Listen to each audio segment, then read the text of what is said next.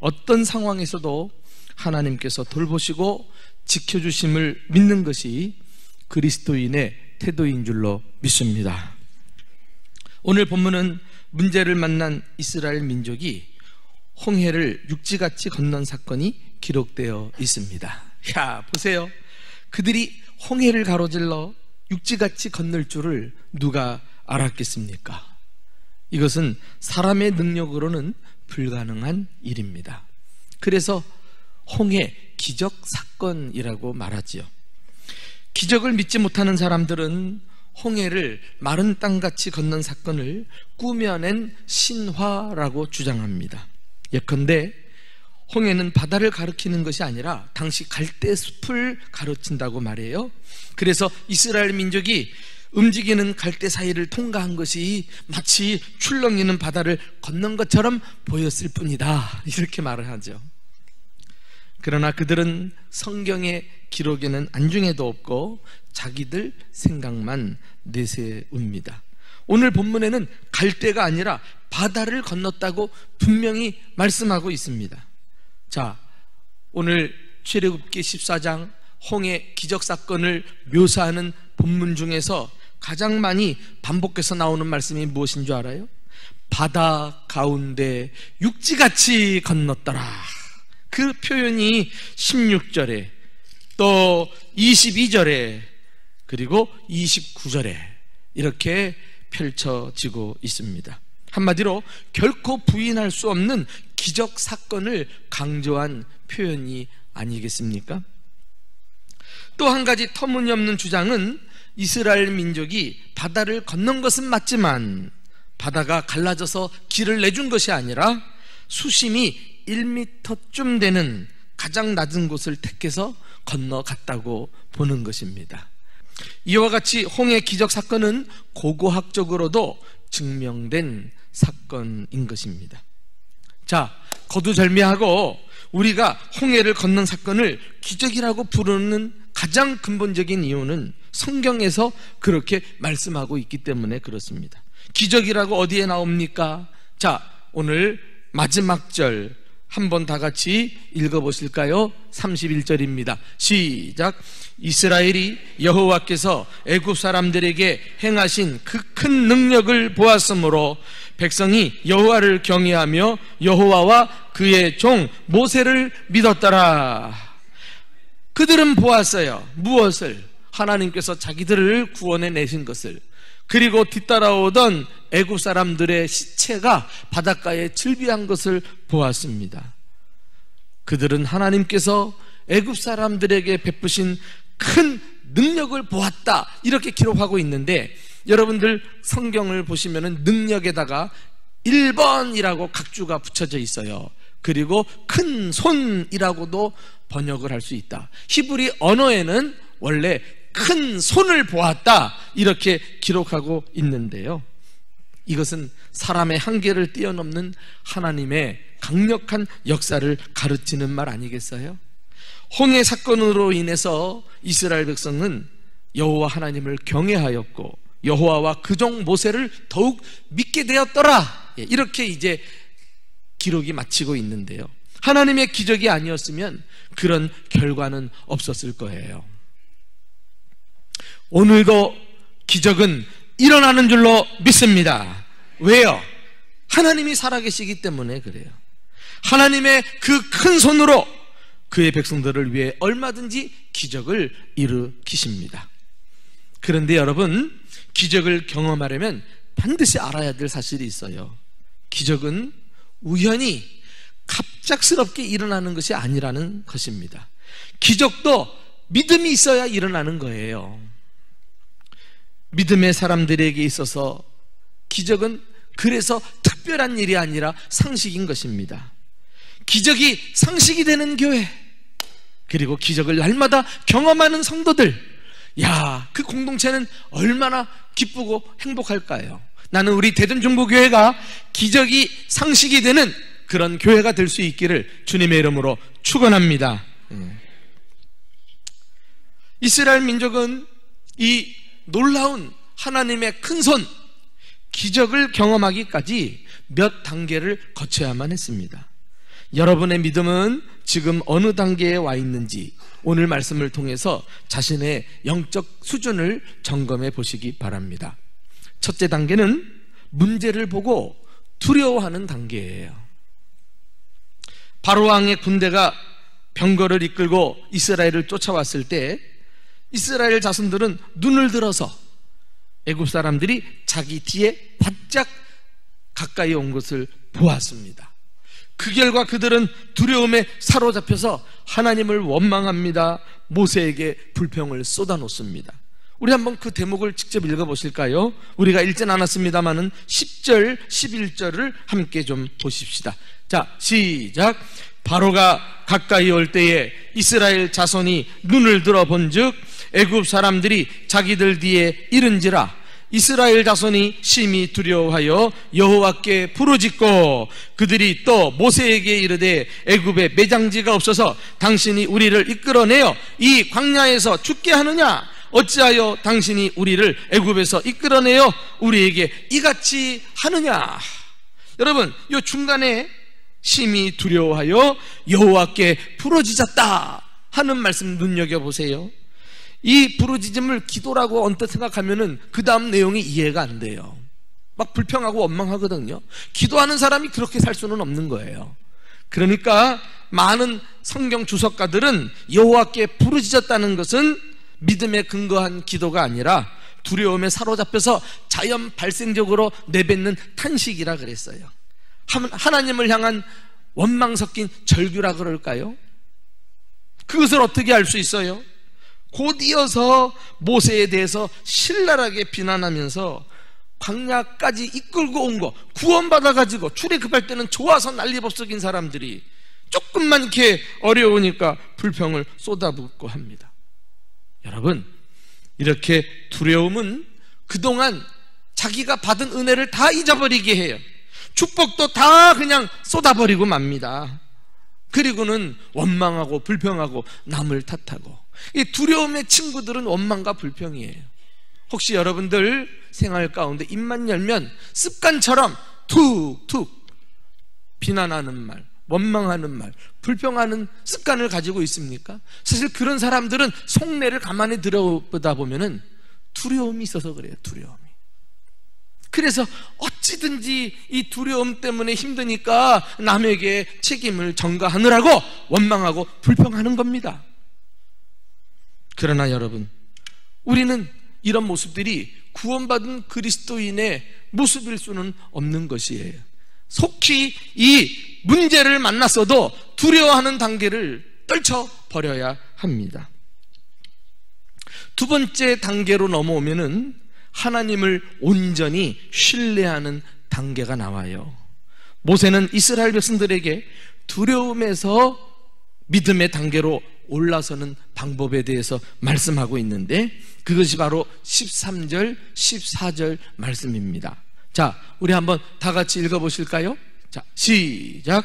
모세가 백성에게 이르되 너희는 두려워하지 말고 가만히 서서 여호와께서 오늘 너희를 위하여 행하시는 구원을 보라. 너희가 오늘 본 애굽 사람을 영원히 다시 보지 아니하리라. 여호와께서 너희를 위하여 싸우시리니 너희는 가만히 있을지어다. 할렐루야. 여호와께서 너희를 위하여 싸우시리니 너희는 가만히 있을지어다. 이것은 무엇을 말해요?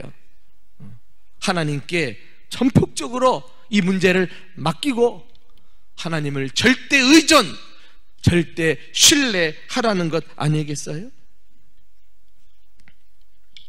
자, 이렇게 하나님께 절대 신뢰할 수 있는 단계에 이르려면은 그 앞서서 모세가 말한 세 가지 단계, 세 가지 과정이라 그럴까요? 3S로 시작하는 건데, 첫째는 스탑!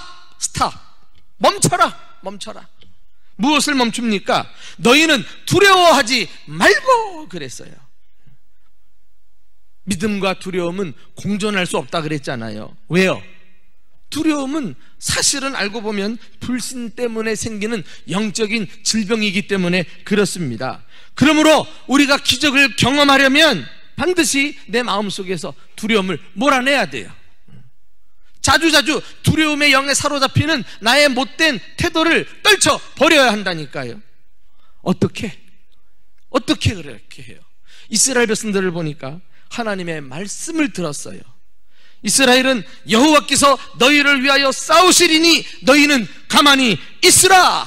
모세가 대언하는 하나님의 말씀을 듣고 비로소 이제 믿음으로 반응하기 시작합니다. 여러분, 문제를 만났을 때 자꾸 세상을 바라보고 세상의 소리에 귀를 기울이면 문제는 점점 커지면서 그만 두려움에 잡혀 먹히고 말아요. 그러나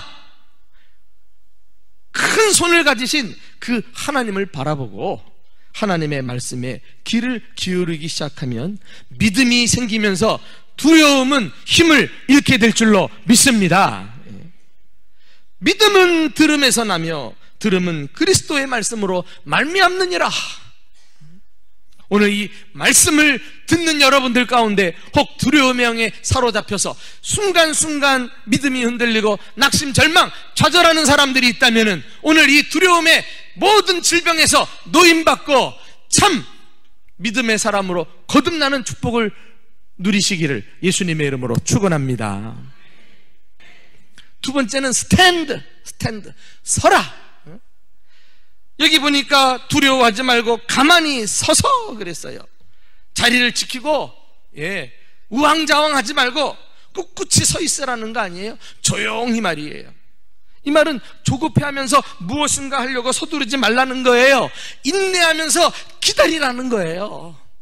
여러분, 우리 신앙생활에요, 이 가만히 서는 이 과정이 얼마나 중요한 요소인지 몰라요.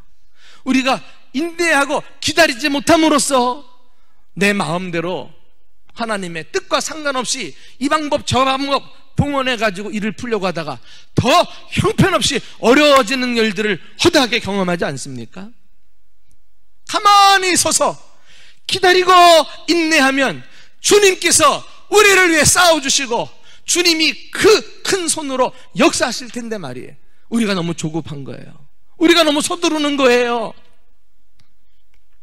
야, 여러분, 다윗을 기억하시죠? 다윗이 이렇게 시편 40편에서 말합니다. 나 혼자 읽기 너무 아까워요. 같이 읽읍시다. 자, 시작. 내가 여호와를 기다리고 기다렸더니 귀를 기울이사 나의 부르짖음을 들으셨도다. 나를 기가 막힐 웅덩이와 수렁에서 끌어올리시고 내 발을 반석 위에 두사 내 걸음을 견고하게 하셨도다. 여러분, 이 다윗이 기다린 것이 무슨 여유가 있어서 기다렸겠어요? 아니요. 그는 지금 기가 막힐 웅덩이와 수렁에 빠져있는 상태예요. 이제 곧 숨이 끊어질 상황입니다. 그런데도 그는 기다릴 줄 알았다니까. 기다리고 기다렸더니 귀를 기울이사 나의 부르짖음에 귀를 기울이셨도다. 여러분, 우리가 기다리면서 뭐해요? 하나님 앞에 기도하는 거죠. 내 사정을 낱낱이 아뢰는 것 아니겠어요? 그러면 하나님의 때에 정확하게 주님께서 찾아오셔서 우리를 끌어내시고 우리 걸음을 견고하게 해 주실 줄로 믿습니다. 많은 경우에 하나님은요, 우리가 기대하는 대로 막 속히 그냥 막 다가오셔가지고 문제를 해결해 주시고 이런 경우는 흔치 않아요. 그래서 우리는 가만히 서 있는 법을 배워야 돼요. 내 방법으로 내 생각대로 자꾸 서두르지 말고 주님의 개입을 기다리면서 참고 인내하며 기도하여 나가셔야 한다니까. 그러면 기적을 체험할 수 있어요. 기적을 체험할 수 있어요. 세 번째는 보라. 여호와께서 오늘 너희를 위하여 행하시는 구원을 보라 그랬어요. 참고 기다리면 그리고 여호와의 구원을 볼 수 있어요. 이것은 기대하라는 것 아니겠어요? 믿음의 사람은 아직 이루어지지 않는 것을 이루어진 것 같이 믿고 사는 사람이에요. 아직 보이지 않는 것을 보는 것 같이 그렇게 살아가는 사람입니다. 현재 이스라엘의 처지를 보세요. 멸망당할 수밖에 없는 정말 어려운 처지가 아니겠습니까? 앞도 옆도 다 길이 막혔다니까.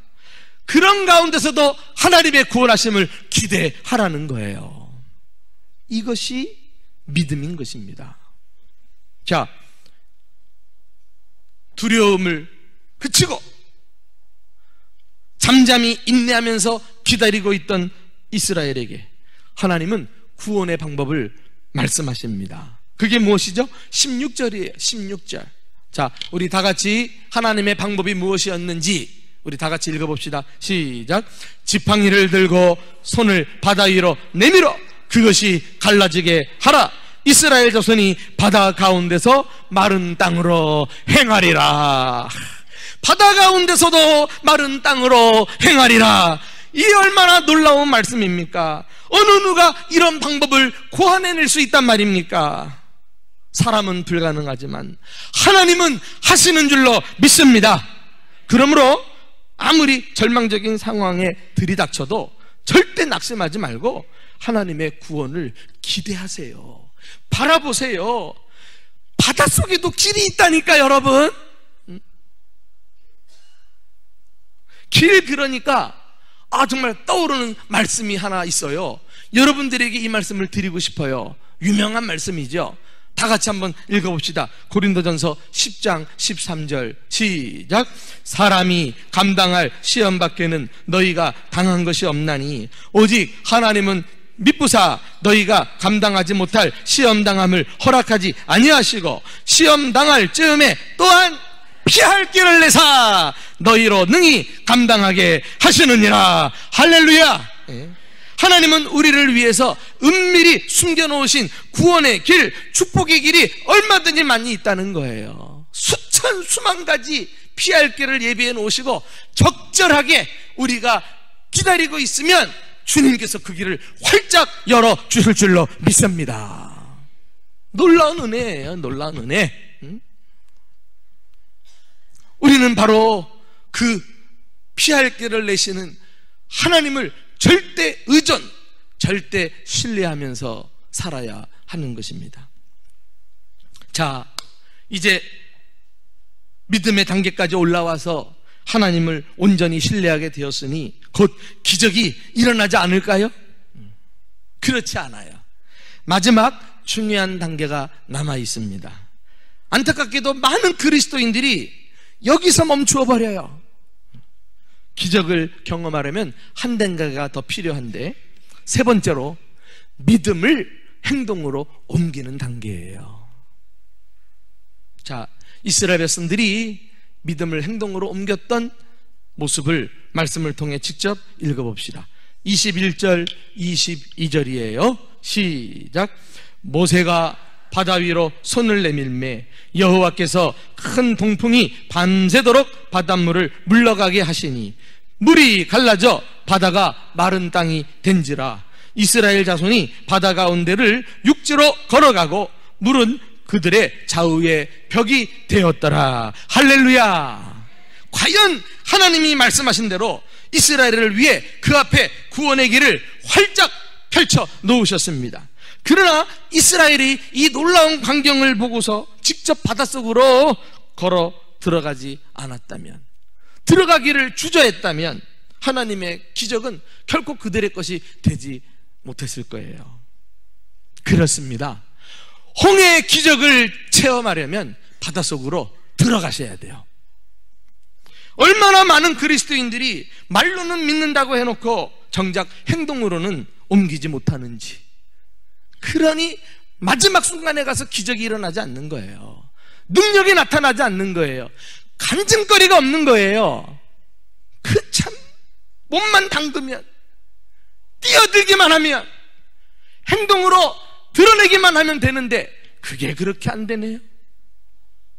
저 역시도 목회하면서 많은 사람들을 만나지만, 이야, 정말 평범할 때 다 한 사람 한 사람 붙들고 말하면 나름대로 다 믿음이 있어요. 와, 주님도 사랑하고. 그런데 어떤 과업을 가지고 일을 수행하다 보면 그 면면이 다 드러납니다. 그 믿음의 정도와 수준이. 아니, 이 사람이 이런 정도밖에 안 됐나? 역시 일을 해봐야 드러나.